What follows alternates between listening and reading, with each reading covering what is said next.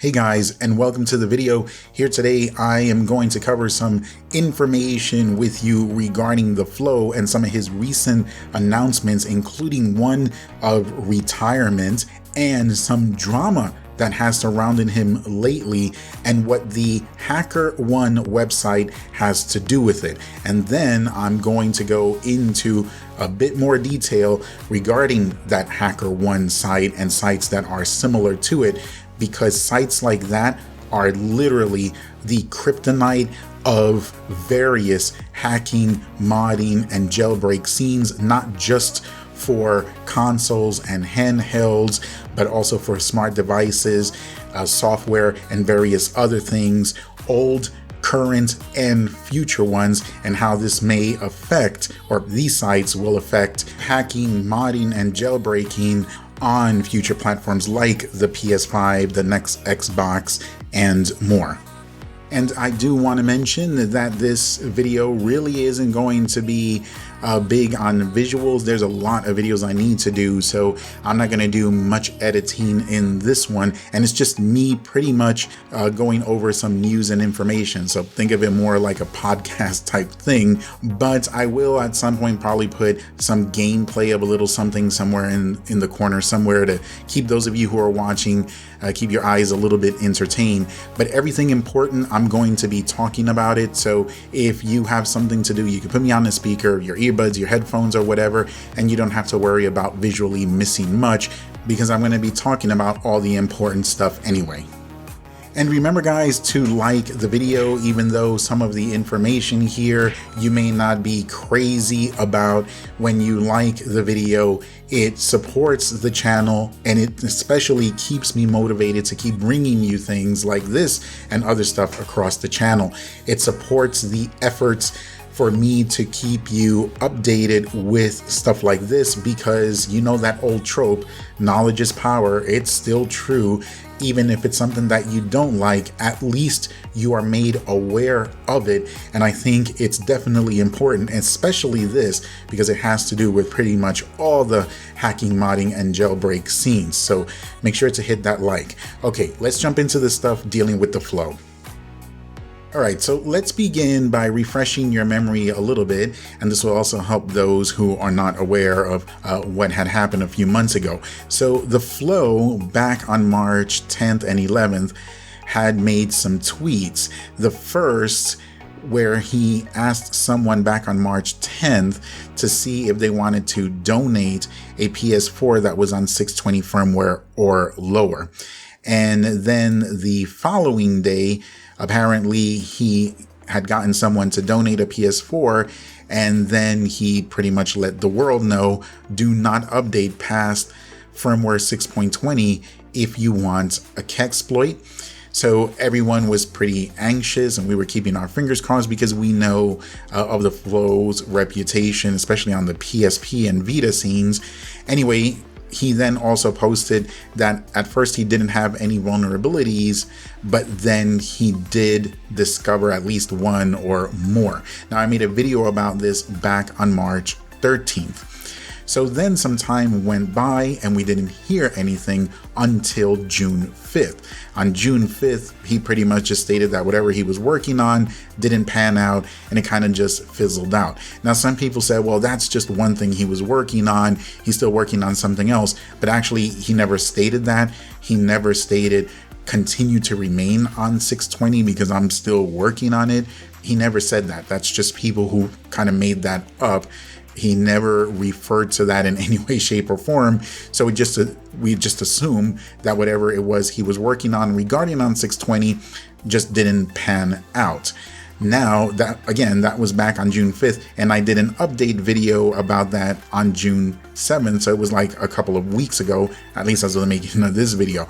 Now let's fast forward to the tweets he just posted recently.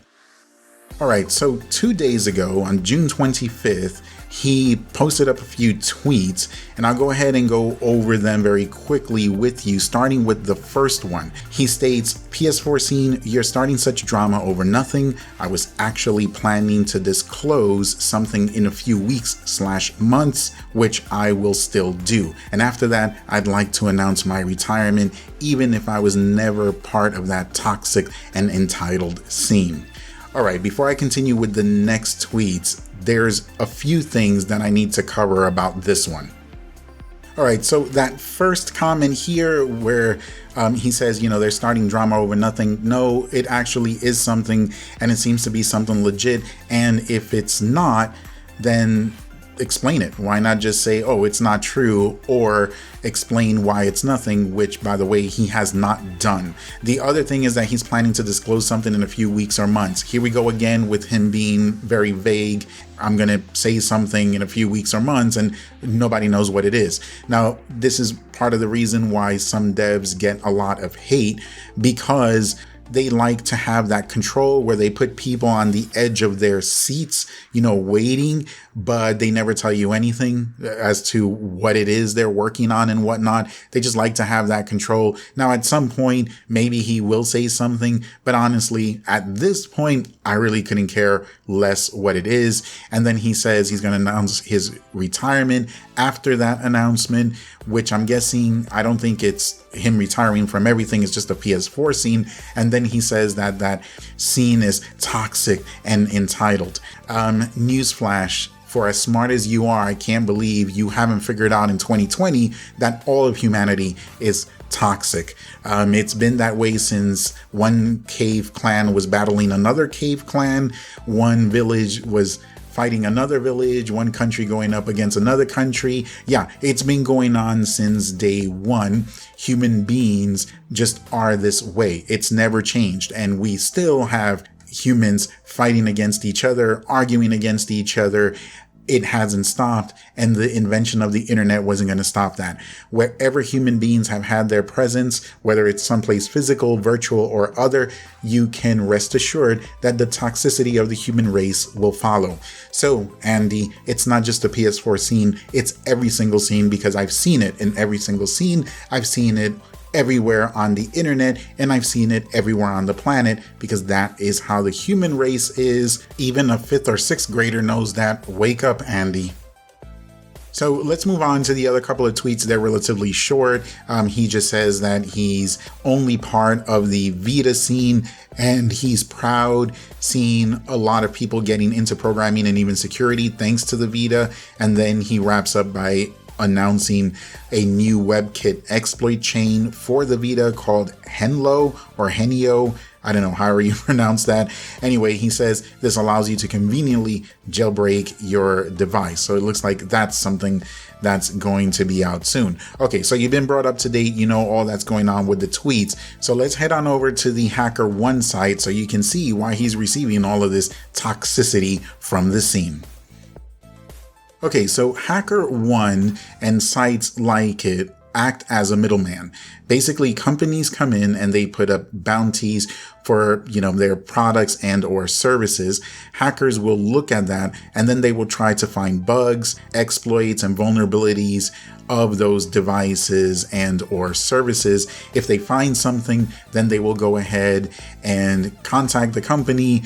The company will contact them and they, reach an agreement in terms of amount. And then once, I'm assuming they do that, the hacker turns over what they have.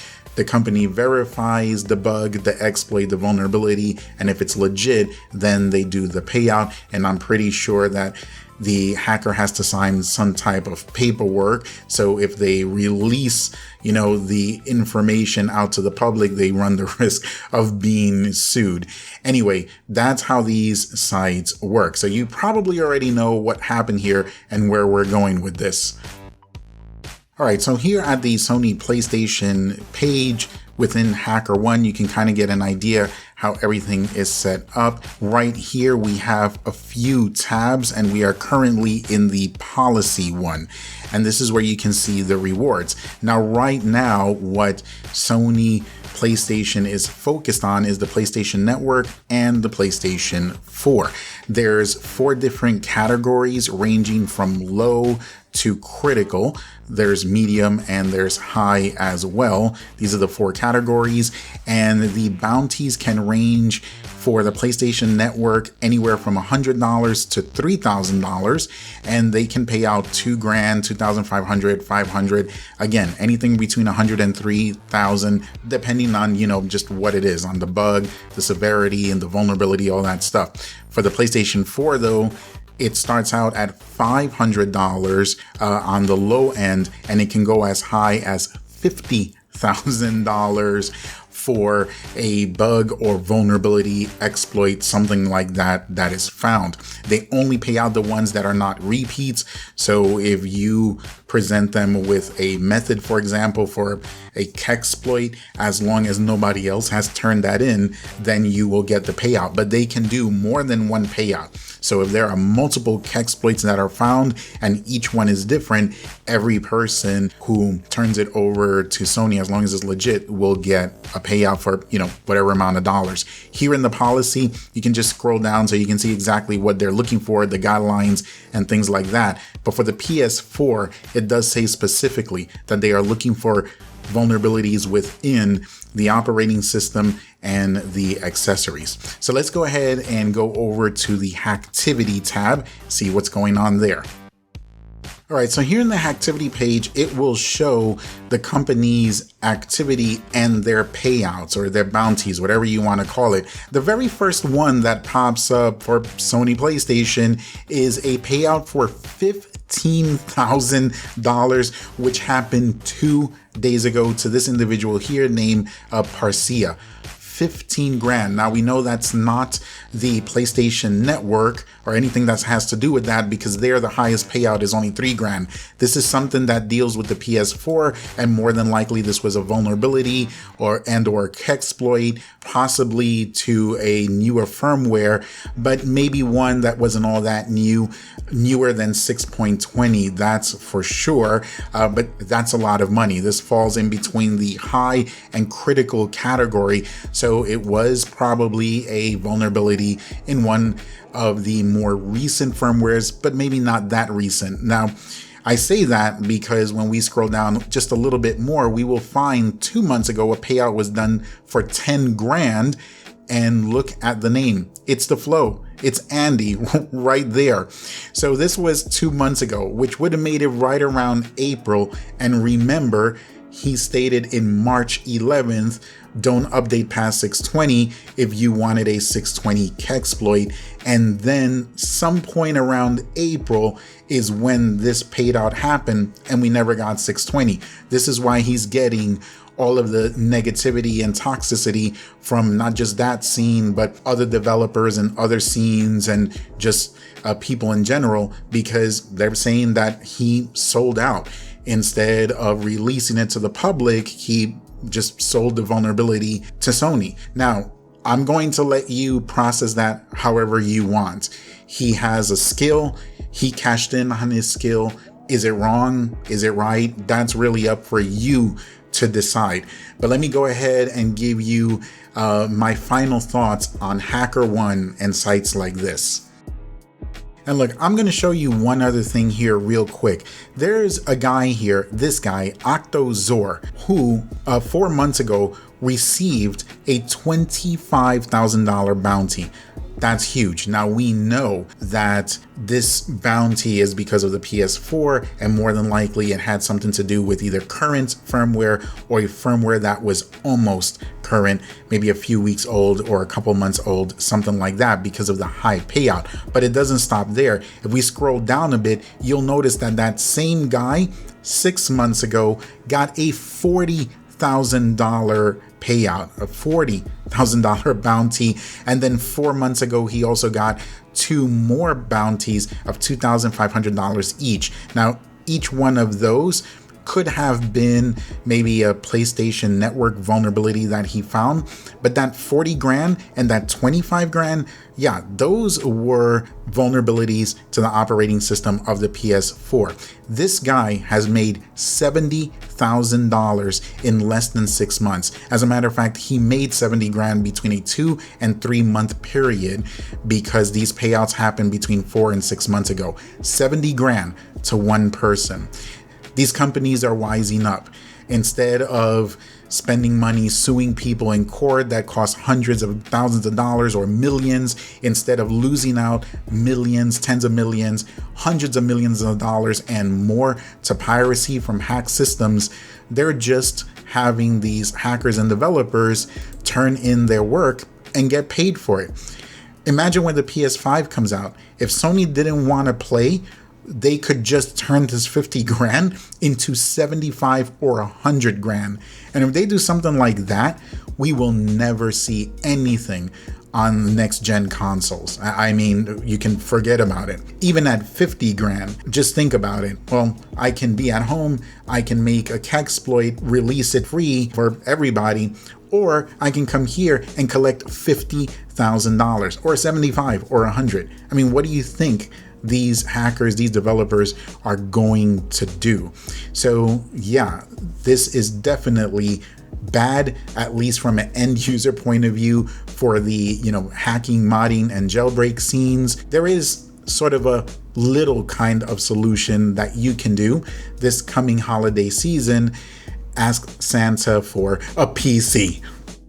Well, that's it, guys. Let me know what you think about all of this. We're probably going to see more of these companies jumping on this bounty bandwagon, and maybe they're already on it on some other sites. But we've seen with the PS4 right here, just on this one site, that potentially multiple exploits or exploits, vulnerabilities that could have made it out to the public did not, and people cashing in on their skills. And would you do it if you were one of these hackers and you had these skills? Or maybe you do. Would you cash in on it for tens of thousands of dollars? I'm curious, and make sure you answer honestly. Anyway, guys, I appreciate you watching. As always, make sure you please hit that like button, because again, it supports the efforts of keeping you informed with things like this. If you found any of this informative, useful, helpful, or entertaining in any way, shape, or form, or you just want to throw some love or appreciation to the channel, again, make sure you hit that like, maybe subscribe if you haven't already. Much love going out to everyone out there. Be careful, be safe, but have fun, and we will see you on the next one.